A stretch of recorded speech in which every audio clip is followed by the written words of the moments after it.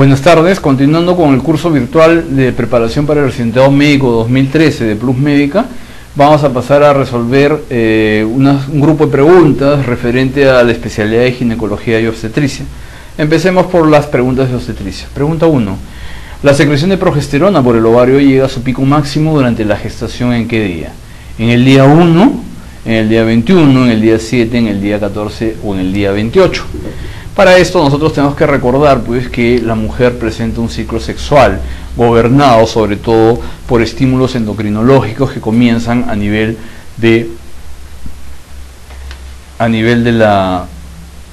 central, que comienzan en el hipotálamo, en la hipófisis, y que van a haber estímulos sobre todo a nivel de un órgano blanco importante como es el ovario para que ocurra la foliculogénesis.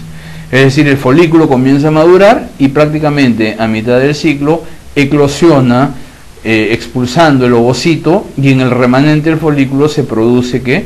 Se produce el cuerpo lúteo, el cual va a tener la funcionalidad de producir una hormona esteroidea llamada progesterona.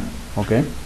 Entonces vamos a ver que en las curvas endocrinológicas, en las curvas hormonales, en esta parte superior, ustedes ven pues cómo es la secreción de las gonadotrofinas, tanto la LH como la FSH, y en la parte inferior, en línea azul y en línea amarilla, la progesterona y el estrógeno. Al inicio del ciclo, por estímulo de la FSH y de la LH, se produce la foliculogénesis y se comienza a producir o comienza a aumentar la concentración de estrógeno, el cual tiene un pico previo a la mitad del ciclo, en este ciclo de una duración de 28 días, para que haya un pico de la LH y finalmente se provoque la ovulación. Entonces en la segunda mitad del ciclo vemos cómo comienza a progresar los niveles de la progesterona, llegando a un máximo aproximadamente en el día 20-21, estableciéndose ahí una meseta, y si no ocurre la gestación, la disminución pues de los niveles de progesterona, de estrógenos y el inicio de un nuevo ciclo. Sin embargo, cuando se produce la gestación, esta meseta de la progesterona alcanzada el día 21 persiste pues indemne, ¿ok? ¿Por qué? Porque es el cuerpo lúteo el que va a sostener la gestación hasta que la placenta se haga, digamos, funcionalmente apta para mantener el embarazo. Por lo tanto, la respuesta sería la letra B. El pico llega en el día 21. Pregunta 2. ¿Qué factores contribuyeron a la prolongación de la fase latente en la curva de Friedman? A. Una dilatación digital frecuente del cuello. B. Una sedación excesiva. C. Analgesia de conducción. D. Solamente A y B. O E. Todos ellos. Recordemos que Friedman estableció entre sus estudios que el trabajo de parto en el primer periodo, se establecía pues una curva de tipo sigmoidea, es decir, primero con una elevación muy lenta, luego una muy rápida y finalmente una como detención o enlentecimiento de la curva, y se estableció que el primer periodo de dilatación tenía dos fases, la fase latente y la fase activa. Entonces la fase latente es aquella fracción del tiempo que va desde el inicio del trabajo de parto, evento muy difícil de determinar y que está supeditado sobre todo a los grados de dilatación cervical que pudiera existir, es decir, desde 1 centímetro hasta alcanzar una dilatación de 4, porque de ahí en adelante se llama la fase activa. Nosotros tenemos ciertos parámetros en cuanto a velocidades y tiempos, y en lo que involucra sobre todo fase latente, vemos que hay diferencias entre la paridad. Las nulíparas se acepta como máximo un periodo o un tiempo de como máximo 20 horas para una fase latente, mientras que en las multíparas el periodo o la duración es menor, 14 horas. Y acá lo podemos demostrar sobre todo cuando hablamos de una fase latente prolongada, en la cual pues esta primera fase del periodo de dilatación es muy extensa, como ustedes pueden ver. Entonces hay que ver las medidas correctivas a tomar. Y dentro de lo que es trabajo de parto disfuncional, vemos que hay un grupo por prolongación cuyo único representante es lo que hemos mencionado, la fase latente prolongada, mayor a 20 en las nulíparas o mayor a 14 horas en las multíparas. Y si bien existen otros grupos como el enlentecimiento o la detención, en este momento pues no es importante determinarlos. Lo que se vio durante los trabajos que hizo Friedman para establecer este tipo de curvas es que la sedación excesiva, por alguna razón en algunas mujeres, enlentecía o prolongaban inadecuadamente la fase latente. Pregunta 3. Durante la fecundación, la duplicación de ADN se produce A. Antes de la fusión de los pronúcleos masculino y femenino, B. Al momento de penetrar el espermatozoide dentro del óvulo, C. Después de la unión de los pronúcleos masculino y femenino, D. La alternativa A y la alternativa B, o E. Ninguna de las anteriores. Para esto tenemos que recordar que la fecundación, también conocida como concepción o fertilización, va a involucrar 3 fases. Las 2 primeras, en las cuales el espermatozoide va a tener que sortear 2 obstáculos. En primer término, la penetración de la corona radiada, para después sortear el segundo obstáculo, que es la penetración de la zona pelúcida, con lo cual finalmente va a lograr pues establecer contacto su membrana citoplasmática con la del ovocito, ¿ok?, para que se fusionen finalmente estas, lo cual se conoce como la reacción acrosómica. Si nosotros vemos, un ovocito va a ser, entre comillas, atacado por varios espermatozoides, a nivel sobre todo del ámpula de la trompa de Falopio, ¿ok?, pero solo uno es el que va a poder sortear en primer término esta zona, en las cuales es el remanente del llamado cumulus ovorus y que acá se llama la corona radiada. Una vez que el espermatozoide sortea este obstáculo, tiene que sortear esta zona, digamos, engrosada de color gris, conocida como la zona pelúcida, que está sobre todo compuesta por unas glicoproteínas que son reconocidas como la ZP1, la ZP2 y la ZP3. Y una vez pues que sortea este segundo obstáculo, ocurre la reacción acrosómica, en la cual la membrana citoplasmática del acrosoma del espermatozoide entra en contacto con la membrana citoplasmática del ovocito. Eso trae como consecuencia pues que, sobre todo con la glicoproteína ZP3, haya una inactivación para que puedan otros espermatozoides lograr fecundar o fertilizar este mismo ovocito. Una vez de que hay contacto entre las 2 membranas citoplasmáticas, el contenido nuclear del espermatozoide, que contiene la carga genética, sus cromosomas, ¿okay?, en el núcleo, este se convierte en el pronúcleo masculino, y unido pues al pronúcleo femenino, ¿okay?, estos dos finalmente van a unirse para, digamos, complementarse y unir toda la carga genética tanto del padre como de la madre, y acá pues se va a restablecer el número diploide de cromosomas, recordando que tanto el ovocito como el espermatozoide solo contienen 23 cromosomas. A partir de este momento, esta nueva célula la vamos a comenzar a llamar huevo o cigoto, y los resultados de la fertilización o de la fecundación es, en primer término, el restablecimiento del número diploide de cromosomas. Dentro de esta carga genética vienen las cromosomas sexuales, por lo tanto ya teníamos o podemos determinar el sexo cromosómico, y acá comienza la primera etapa en la evolución del nuevo ser, conocido como la segmentación. Por lo tanto, la respuesta es la letra C. La duplicación del ADN se produce después de la unión de los pronúcleos masculino y femenino. 4. La visualización ecográfica del signo TET en la membrana amniótica es indicativo de embarazo monocoriónico, bicoriónico, bisigótico, ectópico o frustro. ¿Okay? Acá las 3 primeras alternativas involucran lo que es pues el embarazo múltiple. El embarazo ectópico es un embarazo implantado en un lugar que no le corresponde, es decir, fuera de la cavidad uterina, que puede ser en la trompa, en el ovario, en el abdomen, etcétera, y que no tiene nada que ver con este signo ecográfico. Y el aborto frusto es aquella pérdida del embarazo que se ha producido y que va a albergar el útero más de 8 semanas y que no ha sido expulsado. Entonces, cuando hablamos de embarazo múltiple, algo fundamental a determinar es cómo ocurre la placentación. El embarazo múltiple puede ocurrir por la fertilización de 2 ovocitos por 2 espermatozoides diferentes, y acá lo conocemos como el embarazo disigótico, que finalmente me va a dar pues 2 bolsas coriales y 2 bolsas amnióticas. El embarazo monocigótico, dentro de lo que es embarazo múltiple, involucra que un solo huevo en algún momento de su evolución se va a bipartir, y de acuerdo a cuando en el tiempo ocurra esto, este se puede comportar cuando la bipartición es muy temprana como un disigótico, es decir, dando 2 sacos amnióticos y dos sacos coriales. Sin embargo, cuando esta bipartición es posterior, acá ya se forma solo una bolsa corial y esto puede seguir 2 caminos.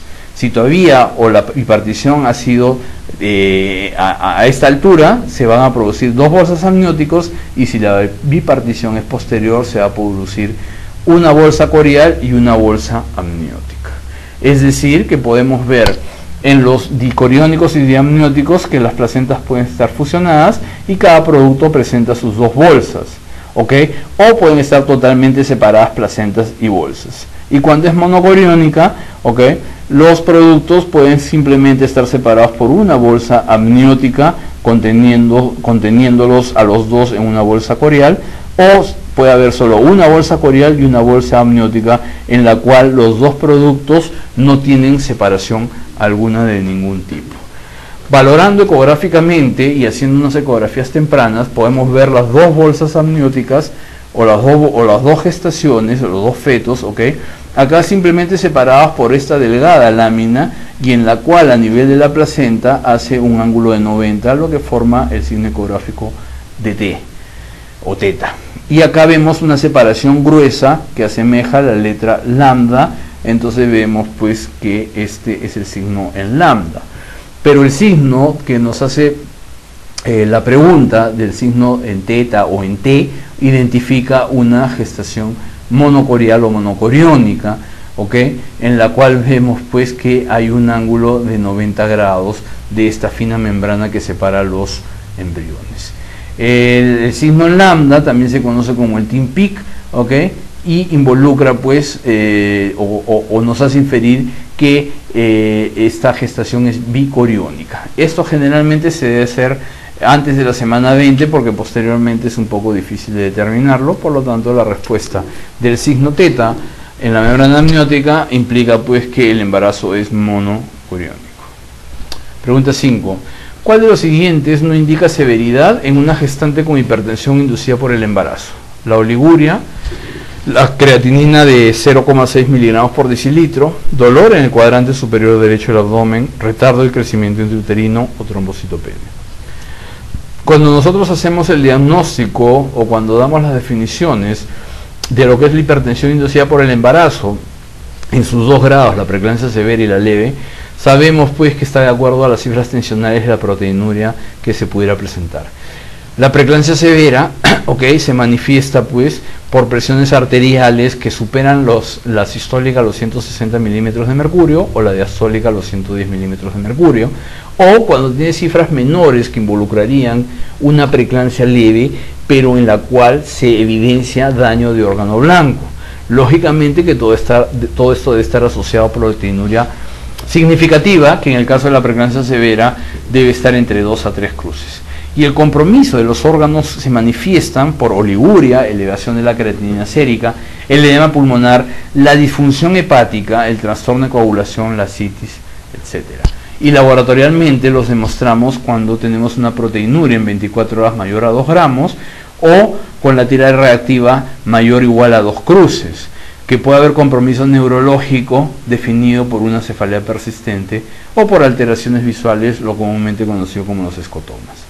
Recuento plaquetario bajo, menor o igual a 100.000 células por milímetro cúbico, o la evidencia de anemia hemolítica microangiopática, en la cual demostramos una baja de hemoglobina a razón pues de que comienzan a aparecer en la media periférica los esquistocitos, que son unos glóbulos rojos espiculados, porque ha tenido alteración a nivel de su membrana citoplasmático durante el pasaje que tienen a través de los capilares obstruidos por la agregación plaquetaria que existe. Además, la disfunción hepática se puede traducir por ese dolor, muchas veces puede llegar hasta rotura hepática o hematomas hepáticas, y funcionalmente se demuestra pues por una elevación de enzimas hepáticas, como es la TGO o la TGP mayor a 70 unidades internacionales por mililitro. También hay alteración de la función renal, y esta se ve definida por una creatinina sérica mayor a 1,2 miligramos por decilitro. Entonces, dentro de las alternativas, en realidad, lo que no me indica severidad es cuando la creatinina está entre límites normales, es decir, de 0,6 miligramos por decilitro, pero el retardo del crecimiento intrauterino no es valorado como un criterio de severidad, sino como una consecuencia de la hipertensión inducida por el embarazo. No quiere decir que todas las pacientes que tengan hipertensión inducida por el embarazo finalmente van a llegar a un retardo del crecimiento, pero sí es un factor de riesgo. Pregunta 6. El primer paso para el manejo de la eclampsia es correlación de hemoconcentración, flebotomía, terminación de embarazo, uso de sulfato de magnesio, transfusión sanguínea. La eclampsia está definida como una complicación de la hipertensión inducida por el embarazo, en la cual hay presencia de convulsiones generalizadas, tónico-clónicas, o cuando la paciente entra incluso directamente en un estado de coma, teniendo el antecedente de haber estado en una preeclampsia, ya sea leve o severa. La fisiopatología que explica la eclampsia, sobre todo las convulsiones, es que va a haber un vasoespasmo a nivel cerebral y esto se va a traducir finalmente como pequeñas zonas isquémicas o infartos cerebrales, que estos se van a traducir como focos epileptógenos. También las cifras tensionales tan elevadas me pueden producir una hemorragia cerebral, hay edema y hay encefalopatía, y todo eso pues está en relación a la fisiopatología de la eclampsia. El manejo, sobre todo de la preeclampsia severa, es prevenir las profilaxis, las convulsiones, hacer la profilaxis, pero cuando estas ya se instalan, es decir, ya ocurre una eclampsia, el mejor medicamento para controlar estas complicaciones, las convulsiones, es la administración del sulfato de magnesio. Además, lógicamente hay que bajar las cifras tensionales utilizando alfa-metildopa, utilizando bloqueadores de canales de calcio, y en el caso de la preeclampsia severa, y si me da tiempo, tratar de inducir la maduración pulmonar con corticoides si la gestación es pretérmino. Pero definitivamente lo que hay que hacer ante una preeclampsia severa y peor una eclampsia es terminar de inmediato la gestación. La dosificación de sulfato de magnesio, tanto para la profilaxis como para las convulsiones ya instaladas, es dar una sobrecarga de 6 gramos endovenoso, esto generalmente administrado por Volutrol en 15 a 20 minutos, y después dar una dosis de mantenimiento de al menos 2 gramos por hora, por lo menos unas 24 horas, y después valorar el caso. Recordando pues que podemos ir a una intoxicación por el ion magnesio, esto traducido pues por una disminución del reflejo patelar, por, digamos, una frecuencia respiratoria baja cuando es menor de 12 minutos de frecuencia respiratoria, o cuando la paciente entra en oliuria, y en ese caso deberíamos usar el antídoto, que es el gluconato de calcio. Por lo tanto, el primer manejo de la preeclampsia, como está con convulsiones, debe ser el uso del sulfato de magnesio, preparar y culminar la gestación de inmediato. Pregunta 7. Paciente multigeste 40 semanas en expulsivo. ¿Es mejor sacar al segundo gemelar dentro de 5 a 10 minutos de nacimiento? ¿Por qué? A. El segundo gemelo es más probable de empezar su respiración intraútero. B. La placenta puede separarse a medida que la musculatura se contrae. C. Puede ocurrir parto precipitado. D. Todos ellos o ninguno de las anteriores.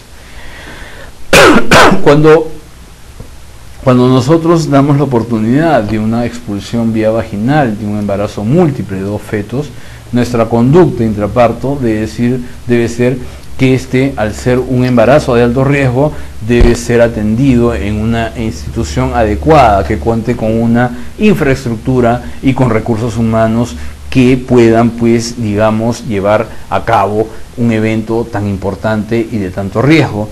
Por lo tanto, el equipo tiene que ser multidisciplinario. Es decir, debe estar el especialista en ginecobstetricia, debe haber un buen apoyo neonatológico, se debe contar sobre todo con un centro quirúrgico, con anestesiólogo, etcétera, para cualquier complicación que se pudiera presentar. Este trabajo de parto debe ser monitorizado de forma continua, y el intervalo entre el nacimiento de los productos, no debe en realidad de superar los 30 minutos, a pesar de que la OMS permite esperar hasta un intervalo de 2 horas siempre y cuando no haya ninguna alteración. Y esto, lógicamente, ¿por qué? Porque existe la posibilidad, después de la expulsión del primer feto, de que las contracciones hagan que se desprenda la placenta, no solo del feto que ya fue expulsado, ¿ok? Sino que cuando se tenga el otro feto, una placenta independiente, la contractibilidad puede hacer que ocurra un desprendimiento y se pueda perder esa gestación. Por lo tanto, la respuesta correcta es la alternativa B. La placenta puede separarse a medida que la musculatura se contrae. Pregunta 8. Gestante de 16 semanas que acude por eliminar líquido amniótico. Al examen se verifica efectivamente la pérdida de líquido amniótico, dilatación del orificio cervical externo de 2 centímetros.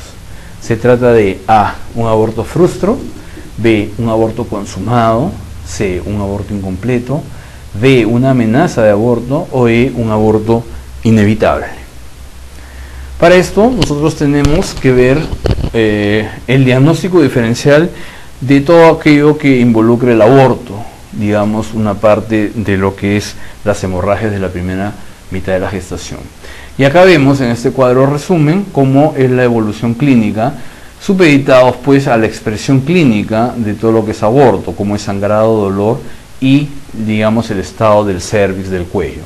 Y vamos pues desde la amenaza de aborto, pasando por el aborto inminente, el inevitable, el consumado, que puede ser completo o incompleto, y el retenido o frustro, cuya diferencia entre ellos dos es sobre todo la etapa o el tiempo que ha transcurrido desde que la gestación no progresa pues hasta que se ha mantenido intraútero. El retenido generalmente se le reconoce como que han pasado 4 semanas y el frustro más de 8. Entonces, para efectos del problema, vemos pues que estaríamos involucrados dentro de lo que es los abortos inminentes o inevitables. La diferencia entre estos es el sangrado, por ejemplo, que en el inminente es moderado, en el inevitable es abundante. El dolor es leve a moderado en el inminente y en el inevitable es intenso, y el cuello en ambos está permeable.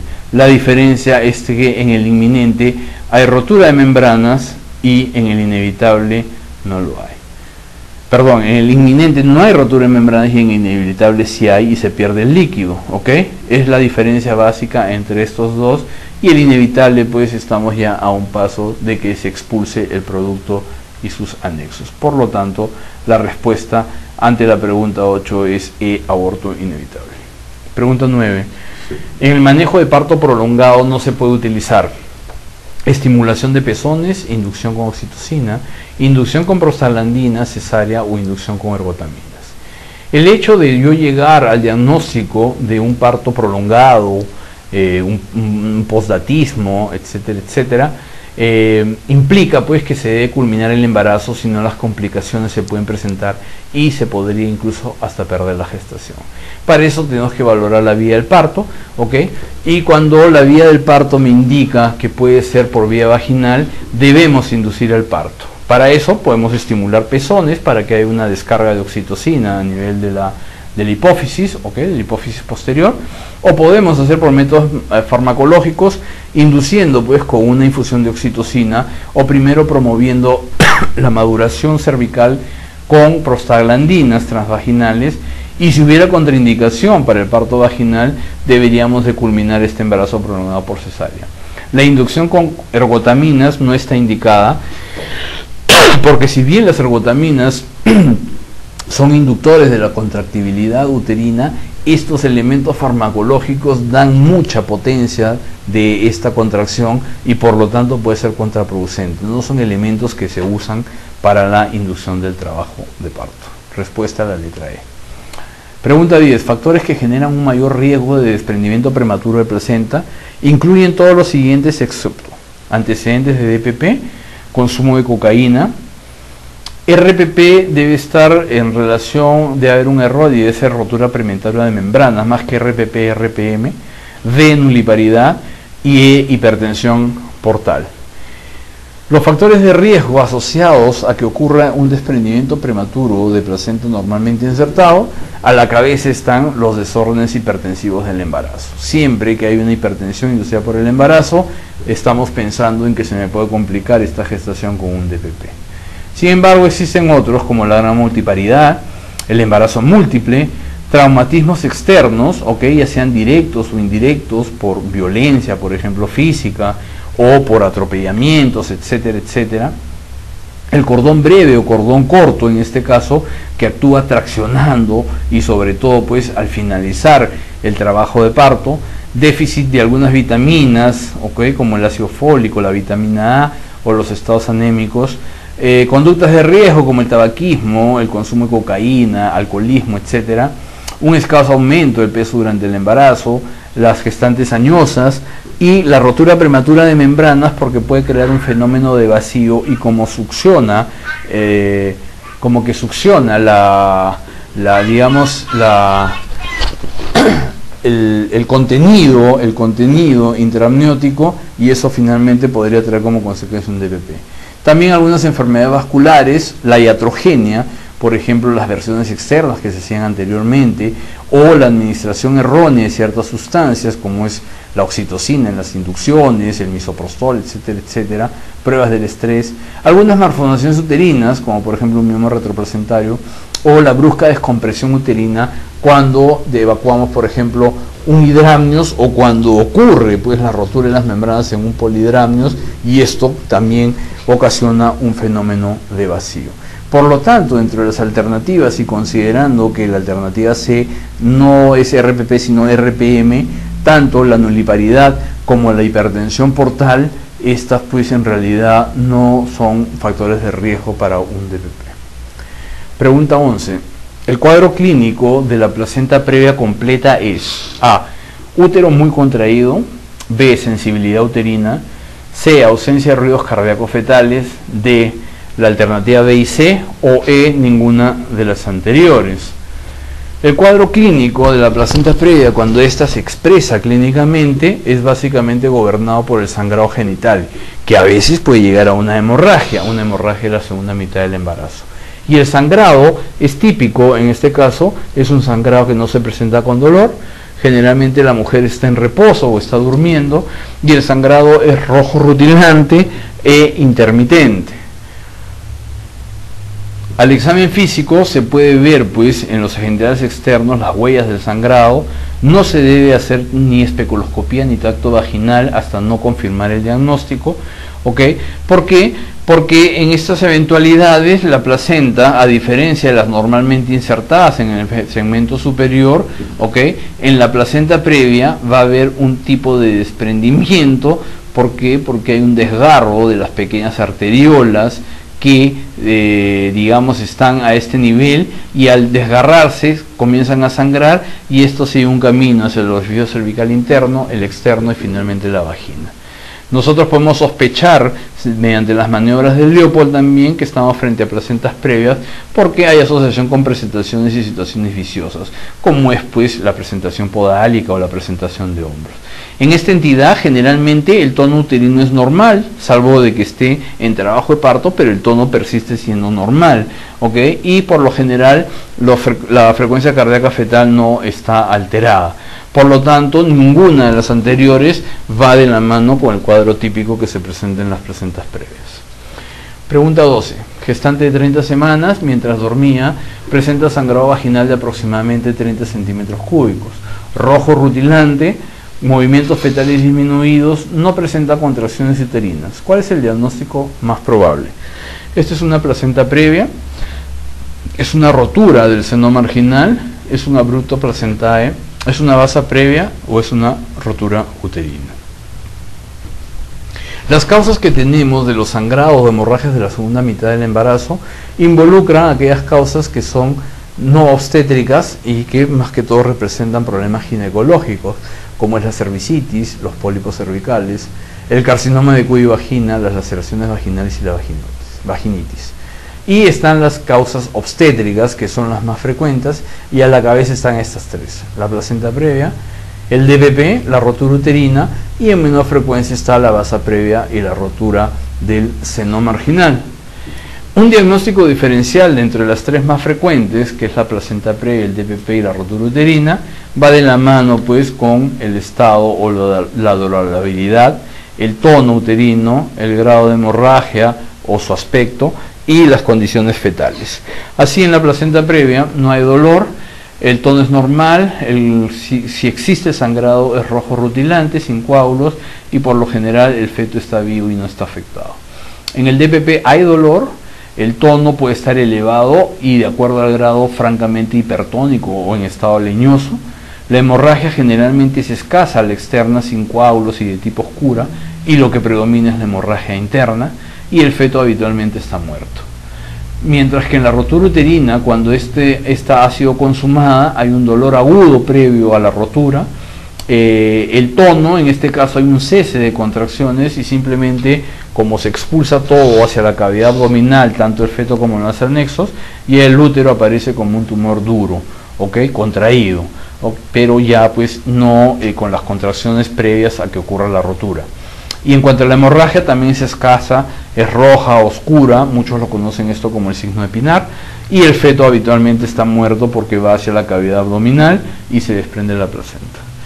En cuanto a las anomalías de inserción, esto va de la mano con lo que se mencionaba en unas alternativas, lo que es la basa previa, que está supeditada a esta anomalía de inserción conocida como la inserción velamentosa, en la cual el cordón umbilical se va a insertar en la placenta a través de los vasos, no a través de todo el tronco, sino comienzan a aquí separarse los vasos y finalmente se implanta el cordón.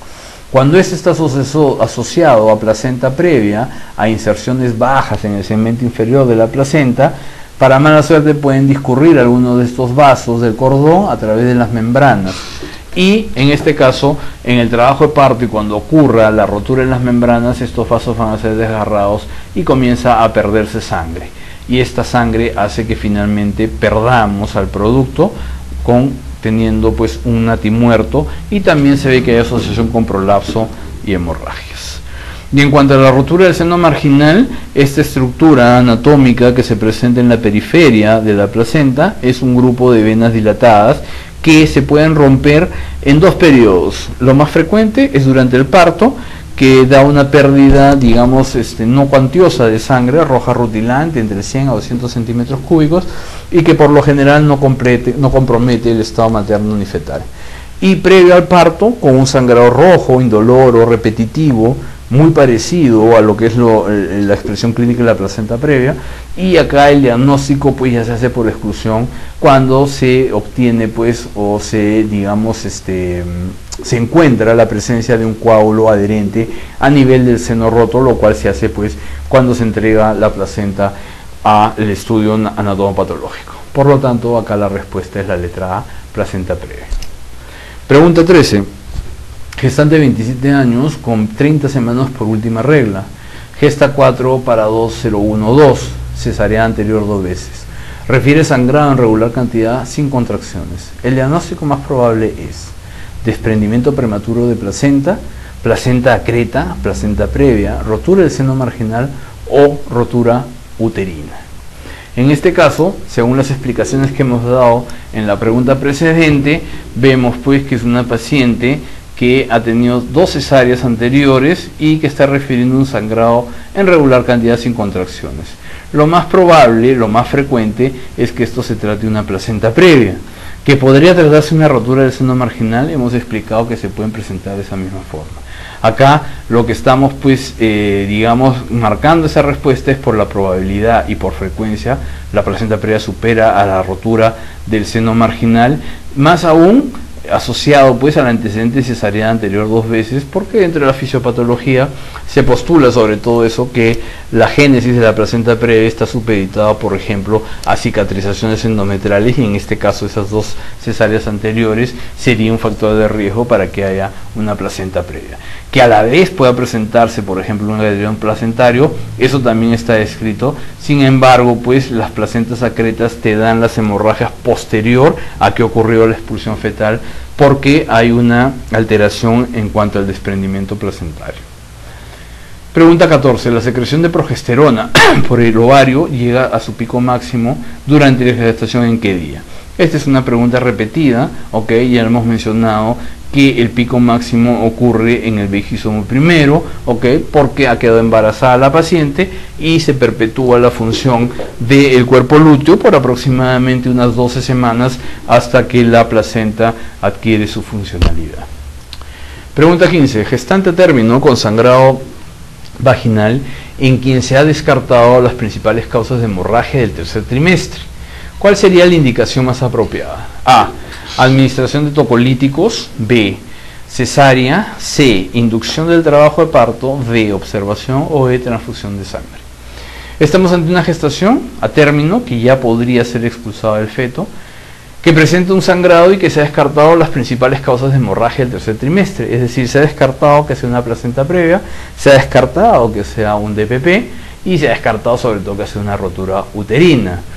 En todo caso, ¿cuál sería la indicación? Administración de tocolíticos no tendría ningún valor, porque si hay contracciones uterinas y estando la gestación a término, con un sangrado que no nos menciona la cuantía en el problema, no tendríamos por qué parar, digamos, esa actividad uterina. Cesárea, no tenemos ninguna, valoración hasta acá con los datos que nos dé el problema como para ingresar a hacer un parto abdominal. Hemos descartado las principales causas de hemorragias del tercer trimestre. Inducción del trabajo de parto, tampoco tendríamos acá elementos para determinar esto, ¿ok? ¿Cuál sería la razón en apresurarnos a culminar? Lo más lógico sería la observación y que empiece el trabajo de parto naturalmente esta paciente, ¿ok? Y en cuanto a la transfusión de sangre, también deberíamos de ver el estado hemodinámico en el que está la paciente y sobre todo el nivel de hemoglobina para ver pues si es necesaria la transfusión o no, ¿ok? Pero en este caso no tenemos ese dato, por lo tanto la indicación más apropiada sería la observación.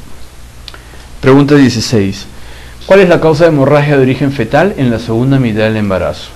¿El desprendimiento prematuro de placenta, la placenta circunvalata, la placenta previa, la rotura uterina o la vasa previa? Dentro de todas las hemorragias que hemos explicado en preguntas anteriores, de los sangrados a las hemorragias de la segunda mitad del embarazo, no se establece en realidad causas fetales o causas maternas o causas anexiales, etcétera, etcétera. Generalmente son complicaciones que se presentan, ¿ok?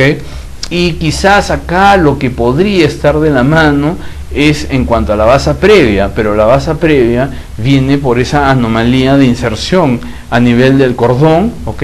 Y en realidad no es la causa fetal la que le produce la hemorragia.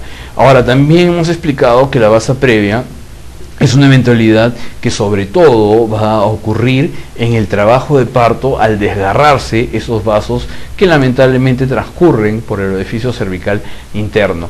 Entonces, reconocido como una causa fetal y durante la segunda mitad, en realidad ninguna de las alternativas estaría de acuerdo con este enunciado de la pregunta.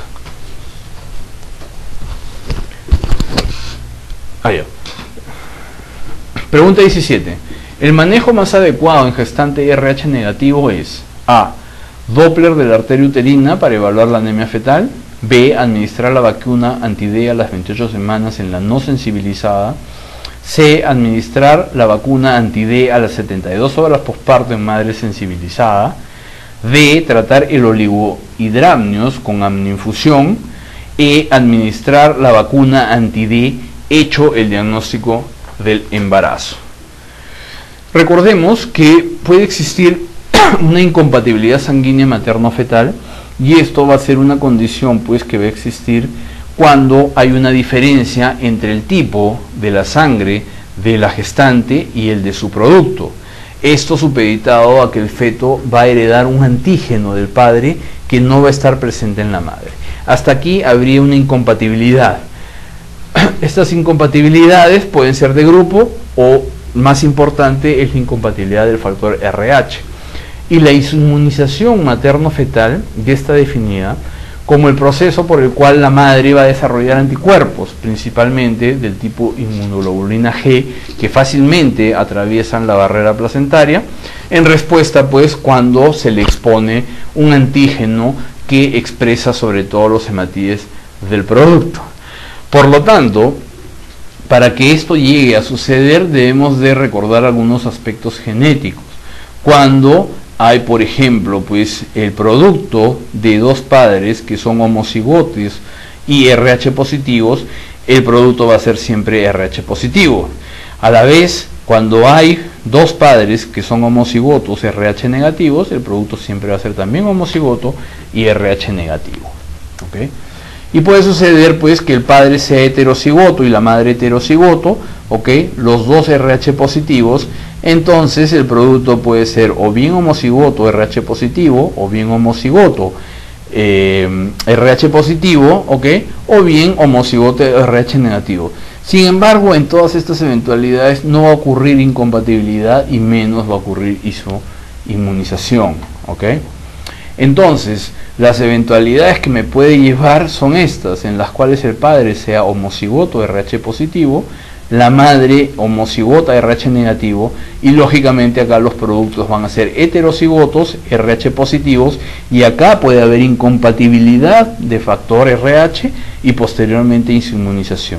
Lo mismo va a ocurrir cuando el padre es heterocigoto RH positivo, la madre es homocigota RH negativo. Entonces ellos tienen la posibilidad de que un producto pueda salir RH positivo heterocigoto, y acá pueda existir incompatibilidad de factor y posteriormente pueda llegarse a una isoinmunización. Por lo tanto, para que ocurra una isoinmunización materno-fetal, necesariamente la madre tiene que ser RH negativa, el padre RH positivo y el producto también debe ser RH positivo. Cuando ocurra esto, generalmente en el primer embarazo no va a haber ningún problema, porque la exposición del antígeno desconocido por parte del feto hacia la madre generalmente ocurre durante el trabajo de parto, una vez que ya se expulsó el feto. Entonces acá lo que hay que hacer es una administración y una profilaxis, para que, sobre todo en prevención del siguiente embarazo que pudiera ocurrir.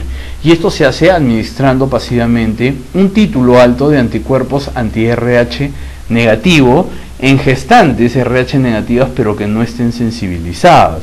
Y la dosis que se administra es 300 microgramos intramuscular. ¿Cuándo debemos administrarlo?